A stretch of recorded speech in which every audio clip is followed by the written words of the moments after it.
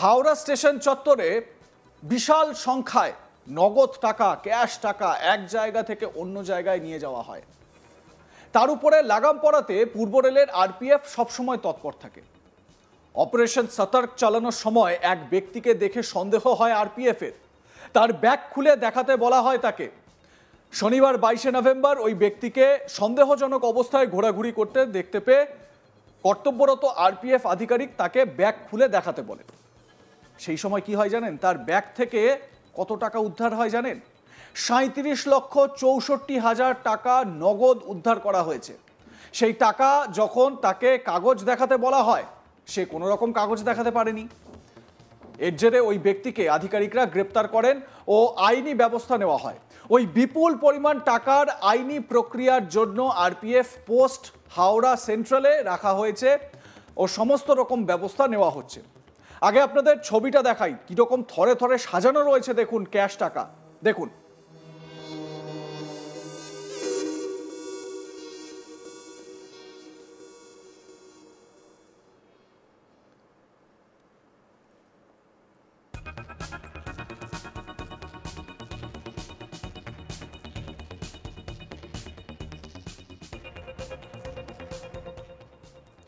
দেখলেন তো, পুরো ভিড়মি খেয়ে যাবেন এত টাকা পয়সা যদি হঠাৎ করে চোখের সামনে চলে আসে।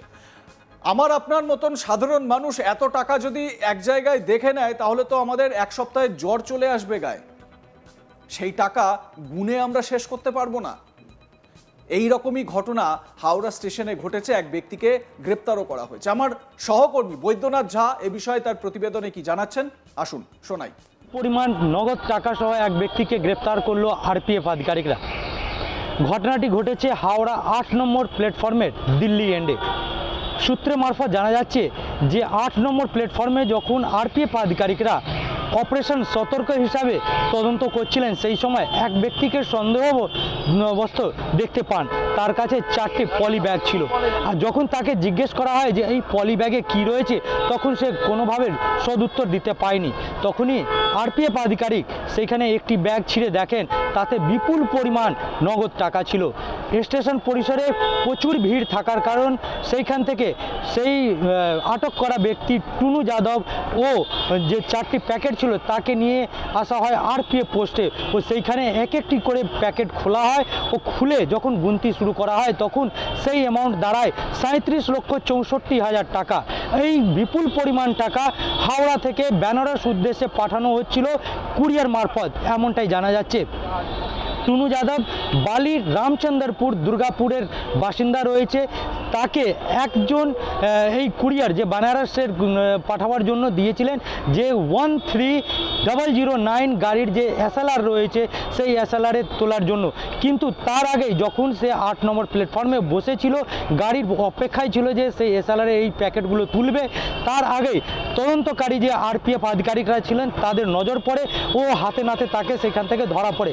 যখন টুনু যাদবকে আরপিএফ পোস্টে নিয়ে আসা হয় ও তাকে জিজ্ঞাসাবাদ করা হয়, তখন সে কোনো সদুত্তর দিতে পায়নি বা এই বিপুল পরিমাণের টাকার কোনো কাগজপত্র দেখাতে পায়নি। তাকে গ্রেপ্তার করা হয়েছে ও আইটি যে ডিপার্টমেন্ট রয়েছে তাকে আরপিএফ আধিকারিকরা খবর দিয়েছেন। এই পরিমাণের টাকা হাওড়া থেকে বেনারস কী উদ্দেশ্যে পাঠানো হচ্ছিল, কে পাঠাচ্ছিল, সমস্ত তদন্ত করার জন্য অপেক্ষা রয়েছে। জানিয়ে রাখি, দিল্লি বিস্ফোরণের পর বিভিন্ন জায়গায় লাল সতর্কতা রয়েছে।